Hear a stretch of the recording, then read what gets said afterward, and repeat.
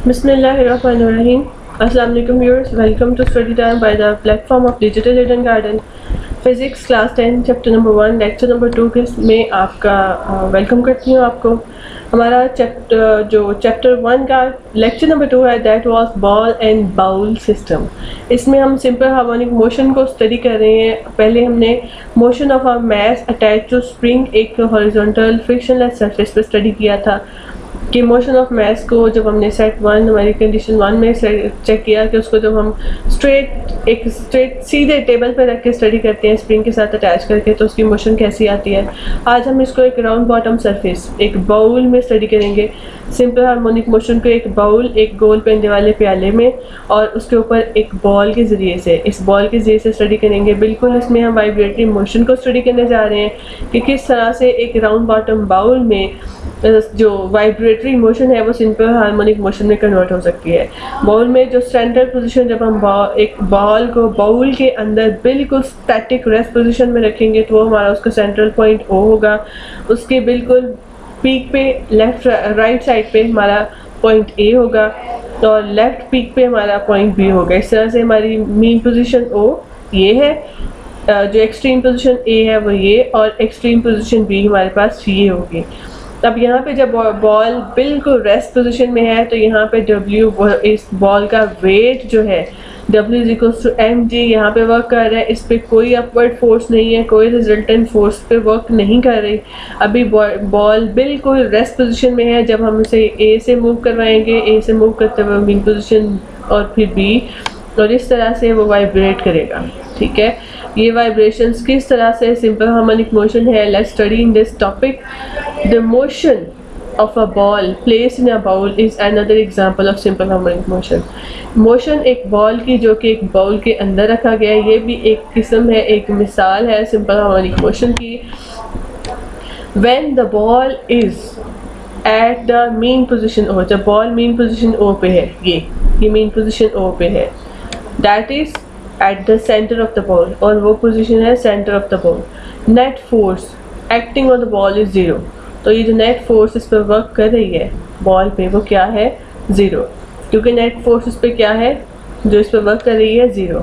In this position weight of the ball acts downward, weight of the ball acts downward. ये weight है ball का, ये weight है, ये बॉल है, ये डाउनवर्ड डाउन पोजीशन में वर्क कर रहा है and is equal to upward normal force. और ये जो वेट की फोर्स है डाउनवर्ड फोर्स, ये upward force is F upward force के F जो कि नॉर्मल फोर्स है इसके बिल्कुल इक्वल है और बॉल के बिल्कुल सरफेस के ऊपर स्टैटिक रेस्ट पोजीशन में पड़ी है। Hence there is no motion. तो अब यहाँ पे कोई मोशन नहीं है। नाउ अब क्या करें। If we bring the ball to the position A, अब हम बॉल को यहाँ से उठाते हैं और पोजीशन A की तरफ लेके आते हैं। यहाँ से बॉल को उठाया, हाथ से उठा के हम लोग यहाँ पे पोजीशन A पे लेके आए एंड देन रिलीज और यहाँ पे लाके बॉल को छोड़ दें। The ball will start moving toward the mean position. Ball क्या करेगा मीन पोजीशन की तरफ जो है वर्क करना शुरू कर देगा। बॉल क्या करेगा मीन पोजीशन की तरफ वर्क करना शुरू कर देगा। बॉल यहाँ से A से स्टार्ट करेगा। जब हम बॉल को यहाँ से उठाएंगे रेस्ट पोजीशन से उठाएंगे, उसे एक्सट्रीम पोजीशन A पे लाएंगे और यहाँ पे लाके बॉल को छोड़ देंगे तो बॉल A पोजीशन से O पोजीशन की तरफ मूव करेगा। अब यहाँ पे तो स्प्रिंग नहीं है, रेस्टोरिंग फोर्स नहीं है, तो फिर बॉल क्यों नीचे की तरफ जो है वो वर्क कर रहा है, क्यों वो नीचे की तरफ डाउनवर्ड पोजीशन में जाएगा। The ball will start moving toward the mean position O due to the restoring force caused by its weight. अब यहाँ पे भी restoring force है लेकिन वो restoring force स्प्रिंग की वजह से नहीं है। किसकी वजह से है? बॉल के वेट की वजह से। बॉल के वेट की वजह से यहाँ पे वेट था, यहाँ पे जो नॉर्मल फोर्स थी दोनों इक्वल थी। जैसे ही हम बॉल को यहाँ पे लेके आए तो बॉल अपने वेट की वजह से उसके अंदर जो restoring force आ गई है उसकी वजह से बॉल A से O की तरफ मूव करेगा। एट पोजीशन O, इस पोजीशन O पे the ball gets maximum speed. Ball ने मैक्सिमम स्पीड गेन कर लिया क्योंकि यहाँ से यहाँ पे आने में इस डिस्प्लेसमेंट को कवर करने में बॉल ने मैक्सिमम स्पीड जो है वो गेन कर ली है। And due to inertia it moves toward the extreme position B, और इनर्शिया की वजह से वो अपनी इस मैक्सिमम स्पीड की वजह से B पोजीशन की तरफ मूव करेगा। The speed of the ball decreases due to restoring force. अब यहाँ पे भी बॉल की स्पीड जो है डिक्रीज कर लेगी रिस्टोरिंग फोर्स की वजह से, और ये रिस्टोरिंग फोर्स किसकी है? स्प्रिंग की? नो, ये रिस्टोरिंग फोर्स किसकी है? बॉल के वेट की। इसकी वजह से वो फिर से नीचे की तरफ मूव करेगा, O की तरफ। वाइल गोइंग टूवर्ड्स B की तरफ जाते हुए the speed of the ball decreases due to the restoring force which acts toward the mean position. At the position B पे the ball stops for while, ball एक लम्हे के लिए रुकेगा, and then again moves towards the mean position, और फिर से main position O की तरफ जाना शुरू हो जाएगा under the action of restoring force के एक्शन की वजह से। और इसकी वजह से ये क्या होगा?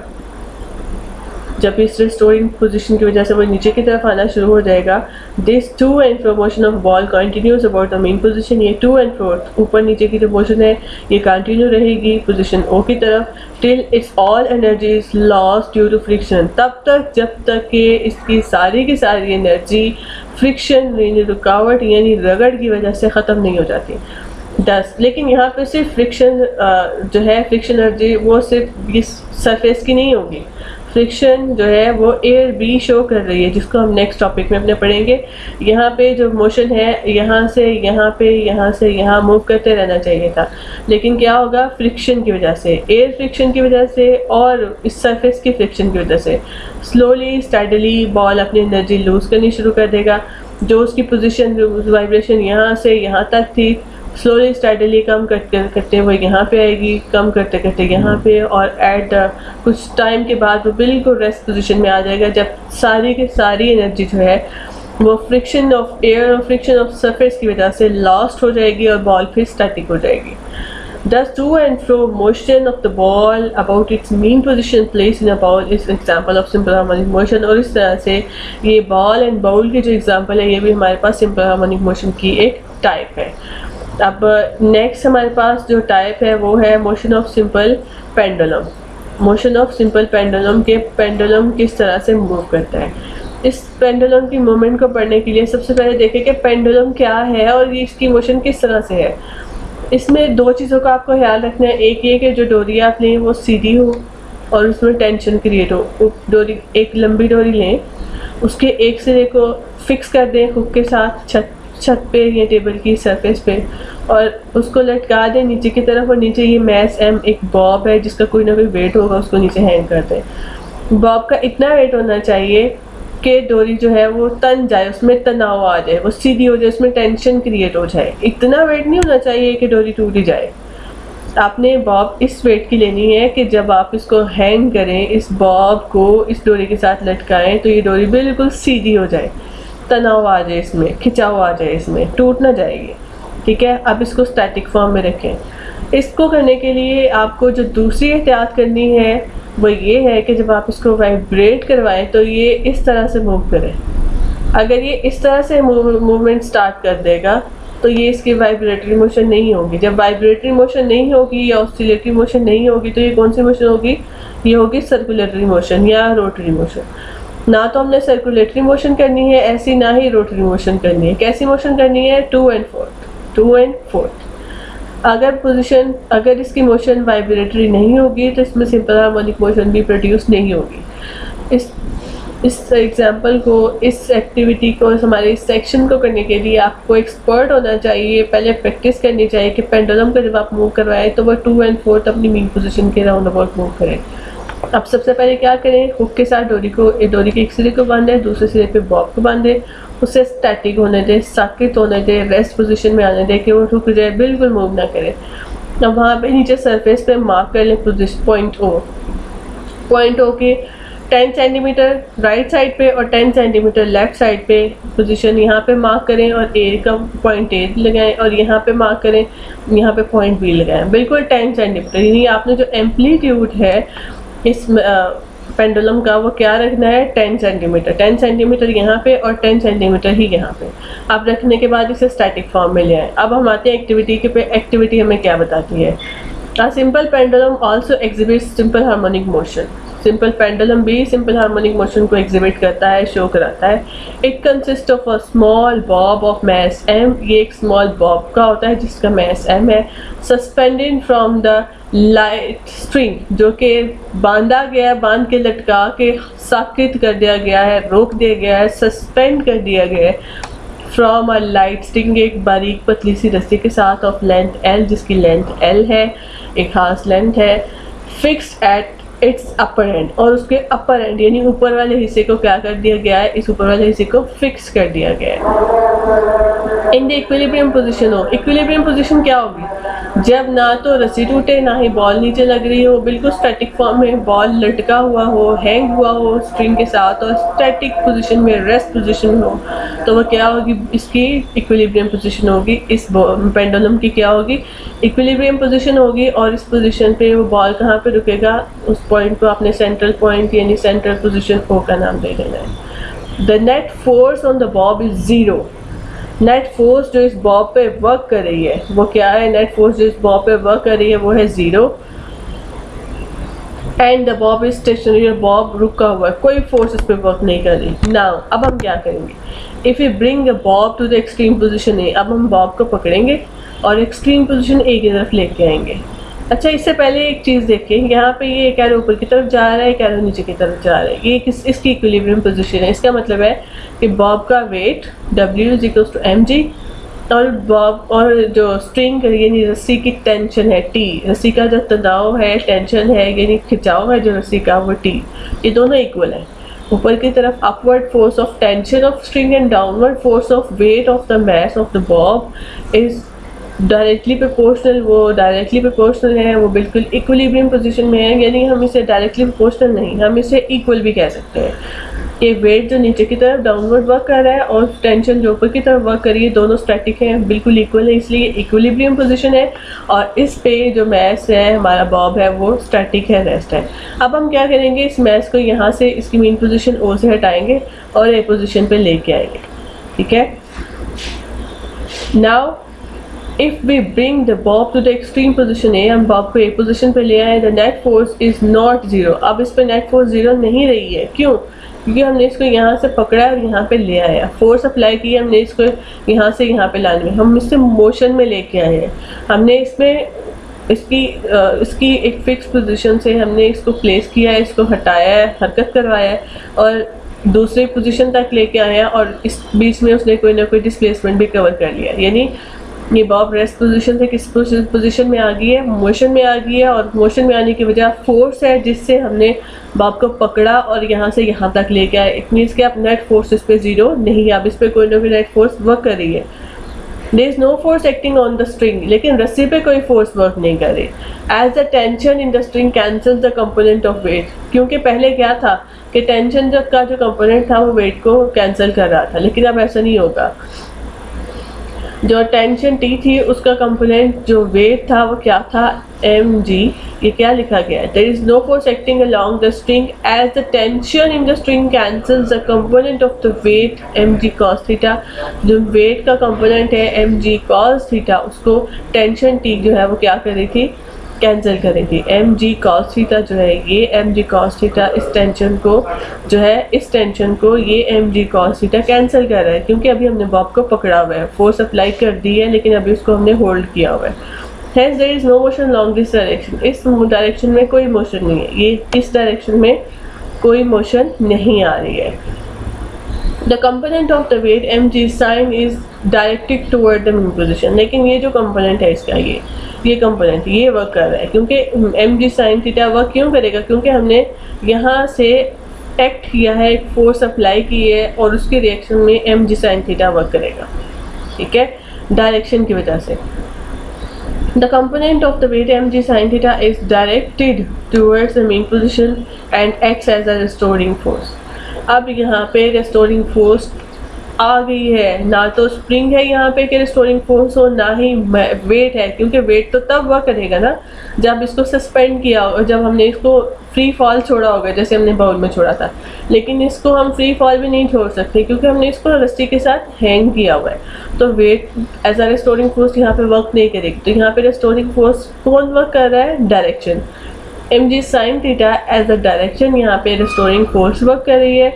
Due to this force the bob starts moving toward the mean position. इस फोर्स, इस डायरेक्शन की फोर्स की वजह से जब हमने मैस को यहाँ पे ला के छोड़ा, एक्ट किया, तो रिएक्शन में रिस्टोरिंग फोर्स ने काम किया और ए से ओ तक इस पोजीशन, इस मैस को ले आए मेन पोजीशन की तरफ। At O the bob is got has maximum velocity. अब जब बॉब यहाँ से यहाँ आया तो यहाँ पे उसने अपनी मैक्सिमम वेलोसिटी गेन कर ली।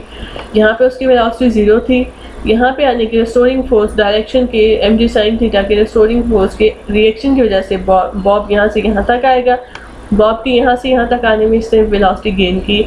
इस पॉइंट पे पहुँच के वेलोसिटी मैक्सिमम हो जाएगी, जिसकी वजह से बॉब रिएक्शन में यहाँ तक रुक जाना चाहिए था, लेकिन वेलोसिटी गेन करने की वजह से, वेलोसिटी इस पॉइंट पे मैक्सिमम होने की वजह से बॉब इससे आगे मूव करेगा और अब यहाँ पे आके बॉब की वेलोसिटी क्या हो जाएगी, 0।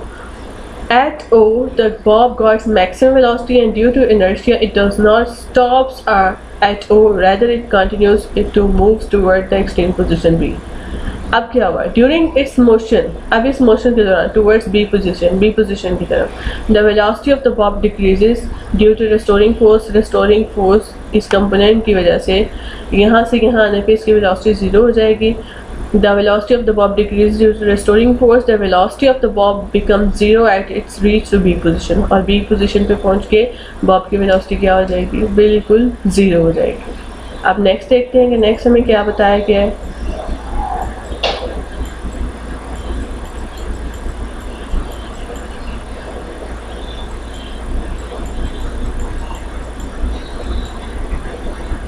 The restoring force mg sin theta till x toward the mean position O। अब जब बॉब यहाँ पे B पे है, ये इसकी सेंट्रल पोजीशन O है, बॉब B पे है, यहाँ पे उसकी वेलोसिटी 0 हो गई है, लेकिन अब restoring force mg sin theta जो कि डायरेक्शन की वजह से, तो पहले उसने राइट से लेफ्ट की तरफ मीन पोजीशन की तरफ मूव किया था, अब वही रिस्टोरिंग फोर्स यहाँ से यहाँ की तरफ मूव करेगी, यानी लेफ्ट से B पोजीशन से A की तरफ मूव करेगी।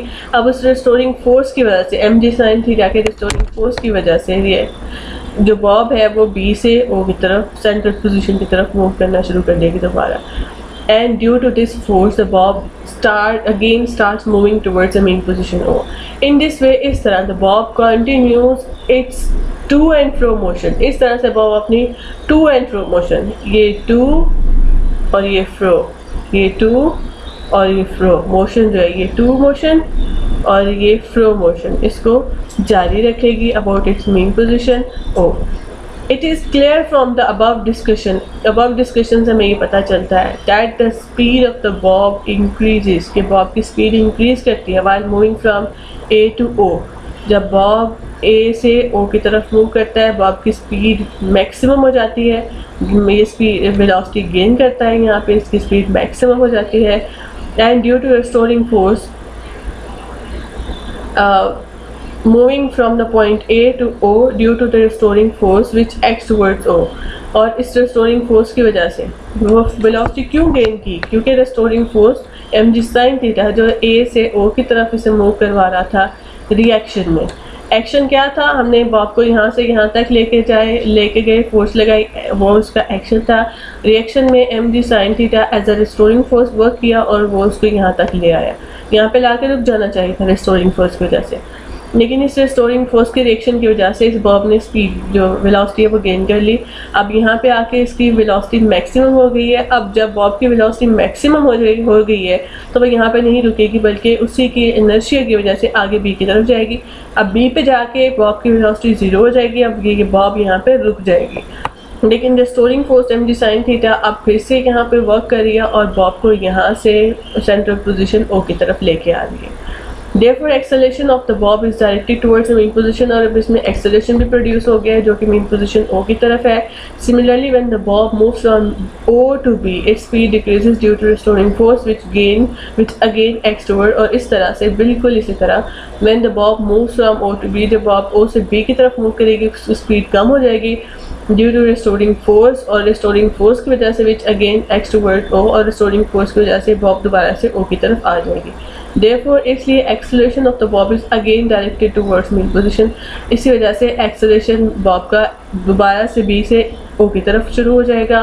It follows that the acceleration of the Bob is always directed toward the mean position. इसका मतलब है कि जो एक्सेलेरेशन है वो उसकी डायरेक्शन बी से भी ए की तरफ होगी, ओ की तरफ होगी, और ए से भी ओ की तरफ होगी। और इस तरह से ये सिंपल हार्मोनिक मोशन है। इसकी फर्स्ट कंडीशन भी पूरी होगी और सेकंड कंडीशन भी पूरी हो गई। We have the following formula for the time period of simple pendulum. Simple pendulum का टाइम पीरियड बिल्कुल हमारे जो मैथ अटैच जो स्प्रिंग है उसके टाइम पीरियड के अकॉर्डिंग है। T is equal to 2 pi under root, वहाँ पे एम ओवर के था क्योंकि वहाँ पे मैस एम था और के स्प्रिंग कॉन्स्टेंट था, लेकिन यहाँ पे लेंथ ऑफ द स्प्रिंग है, ये वाली लेंथ ऑफ द स्प्रिंग है, और ग्रेविटेशन है जो नीचे की तरफ, ग्रेविटेशन हमारा कांस्टेंट है जो नीचे की तरफ मूव कर रहा है। तो इस तरह से हमारे पास टाइम पीरियड का फॉर्मूला हो गया T is equal to 2 pi L over G under root, और इस तरह से 10.4 हमारे पास फोर्थ इक्वेशन आ गई। अब नेक्स्ट इस टॉपिक में जो बात है सिंपल हार्मोनिक मोशन, ये किस तरह से ऑलरेडी हम इसको स्टडी कर चुके हैं। तो from the mention of these simple systems we say we can define simple harmonic motion as simple harmonic motion occurs when the net force is directly proportional to the displacement from the mean position and is always directed toward the mean position। ये simple harmonic motion तब वाक़ होती है जब net force directly proportional, जो force हम apply करें वो directly proportional हो जितना displacement कवर हुआ है बॉडी से अपनी टू एंड फ्रो मोशन के दौरान, और उसकी डायरेक्शन भी मेन पोजीशन की तरफ हो। तो होप सो कि आपको इस टॉपिक की समझ आई होगी। इंशाल्लाह अपने नेक्स्ट टॉपिक में फिर हम नेक्स्ट हमारे टॉपिक को देखेंगे जो है डैम्प्ड ऑसिलेशन। तब तक के लिए अल्लाह हाफिज़।